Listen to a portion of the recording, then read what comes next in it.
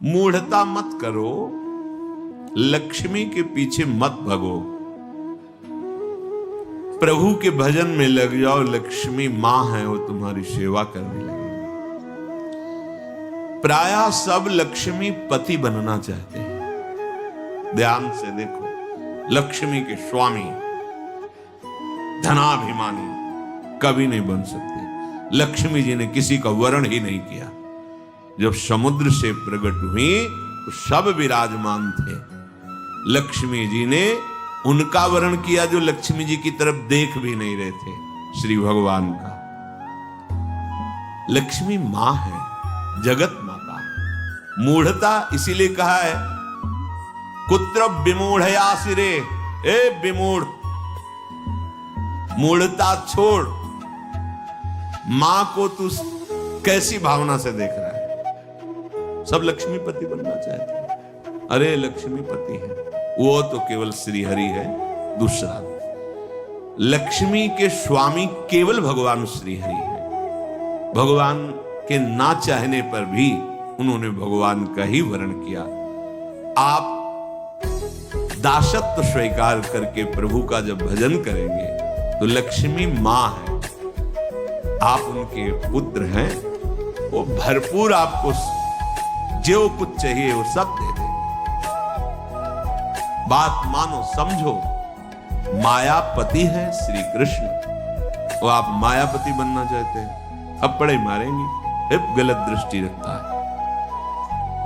हम सब आकांक्षा करते हैं कि लक्ष्मीपति बने। देखो अंदर से देखो, किसी कोई भाव आता है कि लक्ष्मी तो प्रभु की प्रिया है, प्रभु की प्रिय है, पत्नी है। अगर हम प्रभु का भजन करेंगे तो माता हम पर कृपा करेंगे, पर हम माता नहीं मानते और जानते हैं कि माता की तरह भरण पोषण लक्ष्मी जी के ही द्वारा हो रहा है, उन्हीं का वैभव। तो आप स्वामी मत बनिए, मूढ़ता त्यागिए। अगर आप लक्ष्मी के पीछे भागते हैं स्वामी बनने के लिए तो दंड ही मिलेगा। वैसे माता जी की पर्सनल सवारी जो है लक्ष्मी जी की, वो जानते हो क्या है? उल्लू। मतलब जो सार था वो मिला नहीं, असार में भटकते रहे। जब तुम ऐसा कुछ करोगे, अगर वो अकेले आए भी ना तो उल्लू बना देंगे। उल्लू बनाना जानते हो? उल्लू का दिन में प्रकाश में नेत्र काम नहीं करता है, अंधेरे में काम करता है। अर्थात जो लक्ष्मी को केवल स्वीकार करता है, आराधना की है, तो लक्ष्मी जी उसके दिमाग, क्योंकि आएंगे तो ना उसमें सवार होके, अब उसके दिमाग में ज्ञान के प्रकाश के लिए नेत्र नहीं रह जाएंगे। अज्ञान अंधकार में उसका काम करेगी बुद्धि। क्या ये भोग लूं, ये ऐसा करूं, अभिमान बढ़ाने वाला, वासना बढ़ाने वाला, दुर्गति में पहुंचाने वाला कार्य प्रारंभ हो जाएगा। विविध प्रकार के दोष प्रकट हो। नारायण को बुलाओ, प्रभु माता जी सहित पर, जानते हो क्या अलग अलग सवारी में नहीं आती, एक सवारी में आती है। कौन? गरुण जी में। गरुण जी में भगवान नारायण और लक्ष्मी। गरुण जी जिनके पंखों से वेद स्तुति हो रही, अर्थात दिव्य ज्ञान विज्ञान संपन्न और समस्त ऐश्वर्य भोग आपके पीछे डोलेंगे। ऐसा नहीं कि भक्त केवल भिखारी ही होता है। देखो अम्बरीश जी महाराज बड़े बड़े ऐसे महाभागवत के दिव्य वैभव संपन्न और भगवान की अपार भक्ति में डूबे हुए। श्रीपाद करे विमूढ़ता, अर्थात मूढ़ता का त्याग करो और सर्वाधीश्वर युगल सरकार के चरणों का चिंतन करो। बेलवन में लक्ष्मी जी आज भी विराजमान होकर तप परायण है कि कभी किशोरी जी का आदेश आ जाए सेवा के लिए तो हम कृतार्थ हो जाएं। वृंदावन में नहीं, बाहर यमुना की पल्ली पर विराजमान है। और इसलिए विराजमान है कि कभी लाडली जो इशारा कर दे किसी के प्रति, वो मुझे सेवा मिलेगी। विहाय वृंदावन मिंदिरादि भी सुदुर्लभम कुत्र विमूढ़यास। आशा छोड़ो तुम और नहीं किसी से, हमारे लाडली लाल के चरणों का आश्रय लो। तो कह रहे हैं परम सुदुर्लभा शास्त्र मिलंति भक्तया। परम दुर्लभ प्रेम भक्ति भी मिलेगी और ऐश्वर्य भी मिलेगा। ये जब आप प्रिया प्रीतम के चरणों का आश्रय ले वृंदावनाधीश्वर श्यामा श्याम का भजन कर रहे, तो क्या नहीं मिल जाएगा आपको। बड़े सद्गुण हैं, पर भगवत चरणारविंद की शरणागति नहीं, भजन नहीं, क्या होगा इससे। ये तो बाहरी सद्गुण है, इससे क्या होगा। अगर प्रभु के चरणों का आश्रय नहीं तो ये बाहरी सद्गुण भगवत प्राप्ति थोड़ी करा सकते हैं। और मनुष्य जीवन का चरम और परम लाभ भगवत प्राप्ति है। रूप विभवई, बड़े रूपवान हो, देह भाव से अपने रूप को देखकर गर्व करते हो कि मैं बड़ा सुंदर हूं। कितने दिन टिकेगी सुंदरता, दुर्गति ही करवाएगी, क्योंकि देह भाव से सुंदरता का आरोप मैं में कर लेने से भोगों की प्रियता बढ़ती है। भोगों की प्रियता दुर्गति का कारण है, बुद्धि का भ्रष्ट हो जाना है, सत्य वस्तु से पतित हो जाना है। तो किम रूपई, बड़े रूपवान हो, उससे क्या होगा। बार बार दर्पण में अपने रूप को देखकर गर्व करोगे और विषय प्रियता बढ़ेगी। श्रीपाद कह रहे हैं किम दानम, आप बड़े धनी हो, आपको गर्व है कि मैं गरीबों को देता हूं या किसी को भी देता हूं, इसे क्या होगा। तुम्हारा अभिमान पुष्ट होगा, तुम्हें जो पुण्य का है वो और लाभ मिलेगा, 1 की जगह 1 लाख दे देगा। इतने में तुम अभिमान से युक्त हो, और बढ़ जाएगा तो और अभिमान बढ़ेगा, तो होगा क्या, दुर्गति। क्या होगा, सोचो। जिनका कोई अपराध नहीं था, बराबर गौदान करना, स्वर्ण से खून मढ़वाकर, सींग मढ़वाकर दक्षिणा देना, घर दान करना, दान में ही लगे रहते थे महाराज नृग। चूक हो गई, जो ब्राह्मण दान नहीं लेता था उसकी गाय आ गई गौशाला में, उनको क्या पता, उन्होंने किसी ब्राह्मण को दान कर दिया। जिसने दान लिया वो लेके जा रहा था, जिसकी गाय थी वो कभी दान लेता नहीं था, उसने कहा ये तो गाय मेरी है। बोले नहीं, ये तो मेरी है क्योंकि अभी महाराज नृग ने दिया है, चलो महाराज के। वहां गए, उसने कहा महाराज आपने गाय हमें दी। हाँ दी। उसने कहा महाराज फिर ये गाय मेरी है, ये आपकी नहीं है, आप हमारी गाय वापस करें तो उनका तुम्हें 1 करोड़ गाय देंगे। जो गाय का असली मालिक था उसे कहा इसको छोड़ दो तुम, क्योंकि अब हमने दान दे दिया। उसने कहा मैंने कभी दान ही नहीं लिया तो क्यों स्वीकार करूं, मुझे अपनी गाय चाहिए। जिसने दान लिया था उसने कहा बस मुझे तो यही गाय है, अगर ये नहीं दोगे तो। इतनी बात का ये दंड मिला कि द्वारिका के कुएं में वो गिरगिट बनकर पड़े थे, पर कृपा ये हुई कि अपराध था नहीं पूर्ण रूप से। वो राजा है, वो क्या गौ सेवक थोड़ी हो कि गौशाला में पहचानते हो कौन मेरी गाय कौन तेरी गाय। आ गई, दान कर दिया, तो फिर भगवान अपनी तरफ से हेतु की कृपा करके उनका कल्याण किया, पर बने गिरगिटी।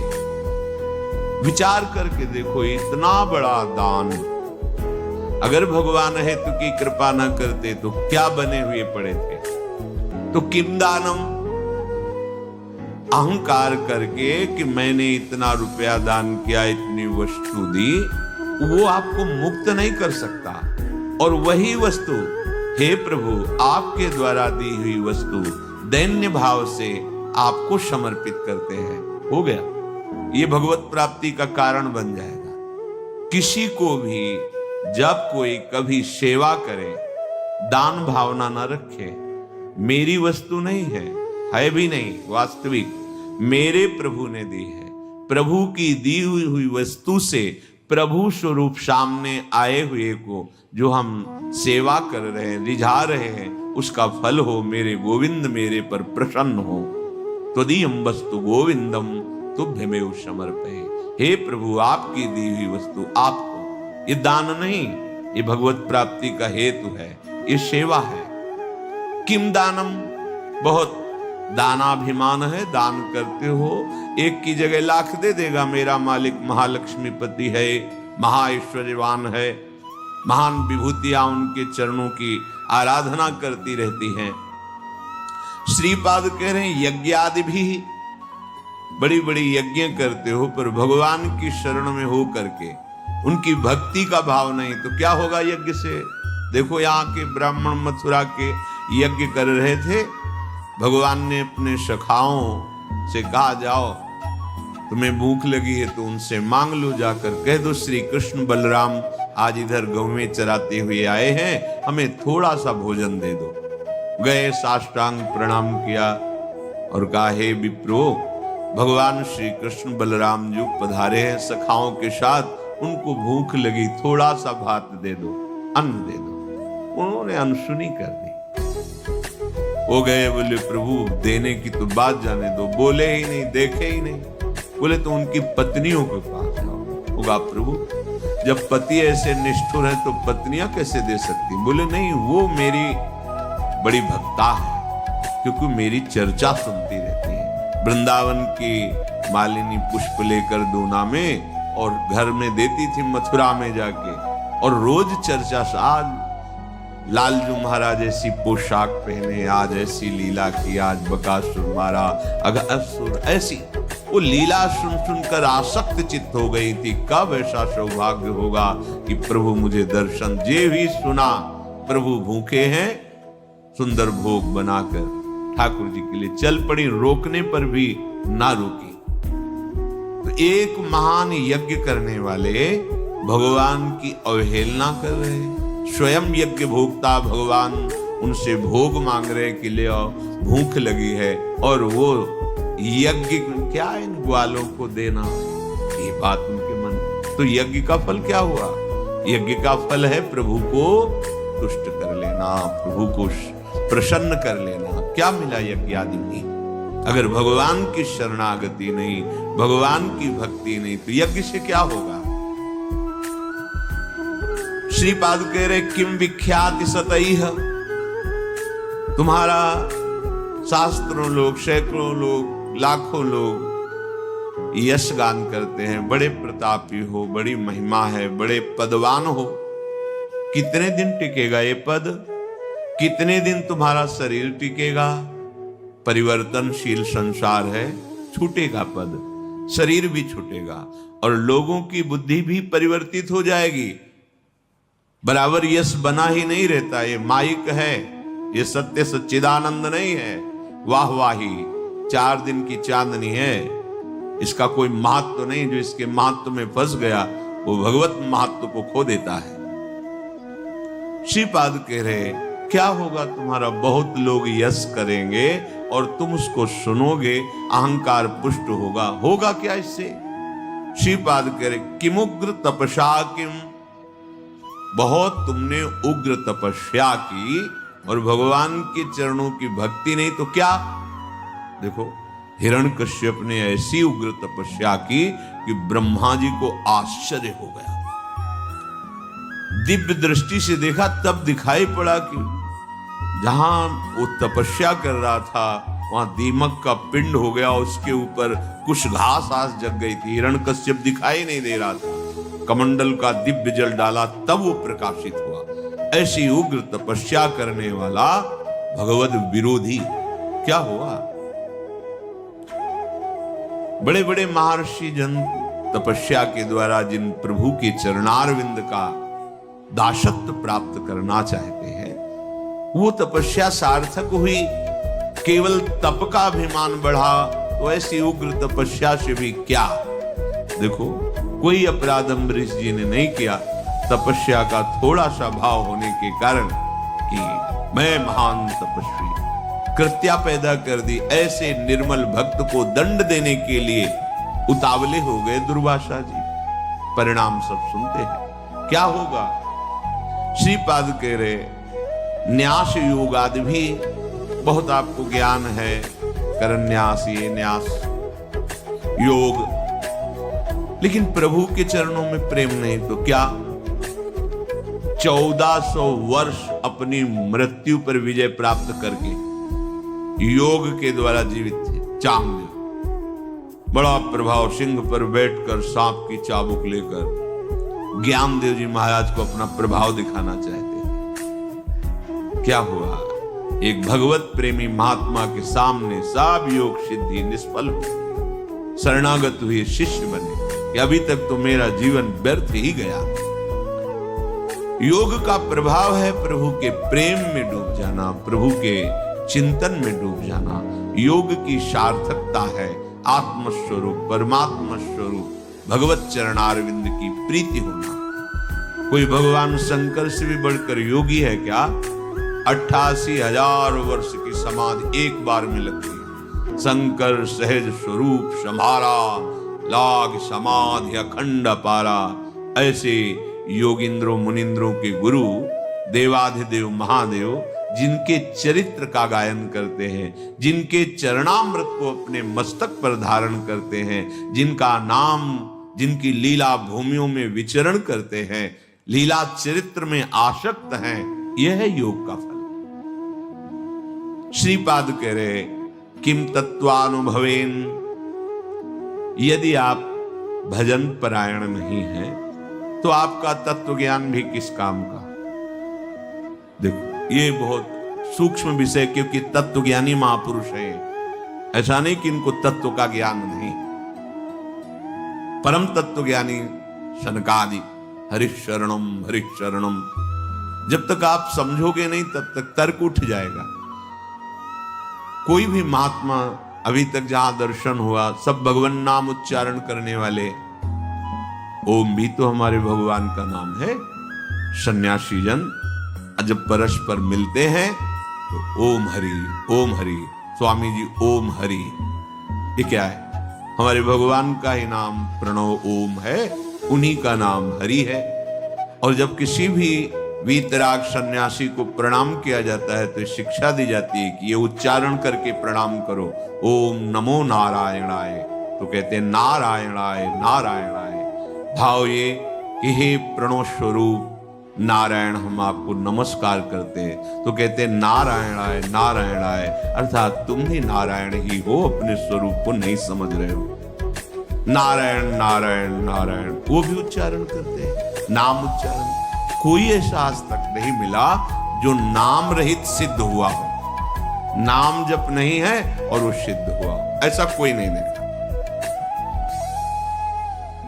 पास में ही बड़े महापुरुष थे, जब उनको प्रणाम करते ज्ञानी महापुरुष सच्चिदानंद भगवान की जय, यही बोलते सच्चिदानंद भगवान की जय। बड़े पूज्य स्वामी श्री सत्संगानंद जी महाराज जब उनको राम राम बच्चा, राम राम राम, एकदम बाल मूर्ति महान सिद्ध ज्ञान से वो बोलते राम राम बच्चा, राम राम। बड़े बड़े महापुरुषों को देखा। ये बुद्धि की छोटी धरा में तर्क वितर्क निंदा स्तुति कोई माननीय विषय थोड़ी है जो त्रिगुणात्मिका माया के द्वारा मोहित हुए जन है। इनकी कोई बात सुनने लायक थोड़ी है। बात सुनने लायक, समझने लायक जो मायातीत अवस्था को प्राप्त महापुरुष हैं उनकी है। तो श्रीपाद किम तत्वानुभवेन, यदि आपका भजन नहीं बन रहा है, किम तत्वानुभवेन विष्णु भजन, प्रभु का भजन नहीं हो रहा, प्रभु के नाम में नहीं डूबे हो, क्या? पूज्यपाद उड़िया बाबा जहां बैठते वहां भगवत चर्चा शुरू करवा देते। भागवत हो रही है, कोई ग्रंथ हो रहा है, बैठे आश्रम में चर्चा हो रही प्रभु की। सनकादि के लिए आया आशा बसन व्यसन याति नहीं, रघुपति चरित होए तहां सुने। आजकल पता नहीं कौन सा ज्ञान हो रहा है कि भगवान से विरोध, भगवान के नाम रूप लीला धाम की वृत्ति ना स्वीकार करना, यही ज्ञान माना जा रहा है। कौन भगवान, कैसा भगवान, बातें अज्ञानी जैसी, और माना जाता है अपने को ज्ञानी। कौन ऐसा ज्ञानी है जो भगवान के अवतार के समय उनके दरवाजे पर जाकर के घुटने न टेके हो, दर्शन न किया हो?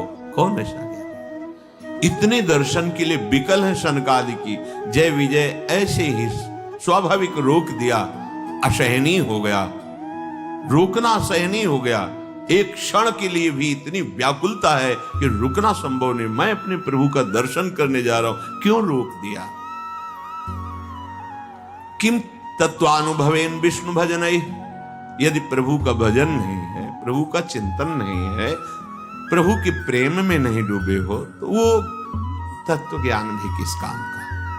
देखो, तत्व ज्ञान नानात्व को मिटाता है, पर जिस सत्य को जाना उसका चिंतन आवश्यक। आत्मज्ञान होना कठिन है, पर आत्मज्ञान हो सकता है, पर आत्मरति होना, पूज्यपाद सिउड़िया बाबा जी महाराज के वचन, आत्मरति होना, आत्मावान आत्मरति आत्म क्रीड़ा परायण, वो आत्मा में ही तृप्त रहता। ये रति निरंतर अपने स्वरूप का चिंतन। हमारे प्रभु है, आत्मा है, हमारी आत्मा हरिवंश।